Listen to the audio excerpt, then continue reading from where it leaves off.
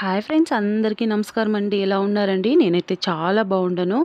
ఈరోజు మన వీడియోలో గోధుమ పిండి పెట్టుకొని ఇలా సాఫ్ట్గా హల్వా అయితే చేసుకుందాము. చూడండి, చేతికి కూడా అంటుకోకుండా నోట్లో వేసుకుంటే అలా వెన్నెలా కరిగిపోతుంది. ఒక కడాయిలో ఫస్ట్ ఒక 1.5 కప్ షుగర్ అంతా వేసుకుంటా ఉంటాను. అదే కప్లో నేను 2 కప్ వాటర్ అయితే వేసుకుంటా ఉంటాను. సేమ్ టు సేమ్ ఇలానే చేసుకుంటే చాలా బాగా వస్తుంది. కరెక్ట్గా అన్ని యాలక్కల పొడి 1/4 స్పూన్ వేసుకొని ఇది కాస్త కరిగించుకుందాము. అది కరిగే లోపల ఇక్కడ గోధుమ పిండి జల్లెడ పట్టుకుంటాము. ఇలా టీ వడిగెట్టేదో ఏదైనా సరే మొత్తం నీట్గా వచ్చేనట్లు 1 కప్పు మనకి చక్కెర అంతా కరిగిపోయి ఒక 2 నిమిషాలు స్టవ్ ఆన్లో ఉంటే చాలు. తర్వాత ఆఫ్ చేసేస్తాము. ఒక స్పూన్ నెయ్యి వేసుకొని ఒక 6-7 జీడిపప్పులు, ఒక 6-7 బాదం పప్పులు ఇలా చీల్చి సన్నని మంటలో ఇలా వేయించి ఎత్తుకుందాము. ఇదే కడాయిలో ఇప్పుడు మనము అప్పుడేనే జల్లెడ పెట్టుకున్నాం కదా గోధుమ పిండి, ఒక ఫుల్ కప్ అండి. ఇది చూసేదానికి ఇలా ఉంది, ఫుల్గా ఉంది. నేను కొంచెం అది నన్ను పైన చిందుతా ఉందని గీ ఏమి వేసుకునేది వద్దండి. బాగా ఇలా సన్నని మంటలో ఒక 5 నిమిషాలు ఇలా బాగా వేయించుకుందాము. ఆ పచ్చి స్మెల్ అనేది పోవల్ల చాలా సన్న మంటలో పెట్టి ఇలా చేసుకోండి.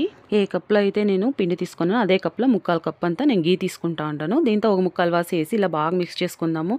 అస్సలు వదలకూడదండి, వంటలు కట్టేస్తుంది. ఇలా తిప్పుతూ ఉండాలి. ఫుల్గా గీతోనే కాకుండా ఆయిల్ కూడా వేసుకోవచ్చును. స్మెల్ రాకుండా ఉండే ఆయిల్ ఏదైనా సరే సగం గీ సగం ఆయిల్ వేసుకోవచ్చు. చూడండి, 10 నిమిషాలు స్లోలో పెట్టుకొని ఇలా తిప్పుతూ ఉంటే గట్టి పడిపోయింది. ఇప్పుడు మనం ఆల్రెడీ కాంచి పెట్టుకుండే పాకము కొంచెం కొంచెంగా వేసుకుందాము. మిక్స్ చేసుకొని అంతా పాకం అయితే యూస్ చేసేయాలి దీనికి. అప్పుడే స్వీట్ కరెక్ట్గా ఉంటుంది. మనం పాకం ఫస్టే కాంచి పెడతాం కాబట్టి వేడి తగ్గి ఉంటుంది. వేడిగా పోసుకున్నారనుకోండి మకం మీదే వస్తుంది. పాకం వేసినాక ఒక 5 నిమిషాలు స్టవ్ ఆన్లో పెట్టి స్లోగా ఇలా తిప్పుకోండి.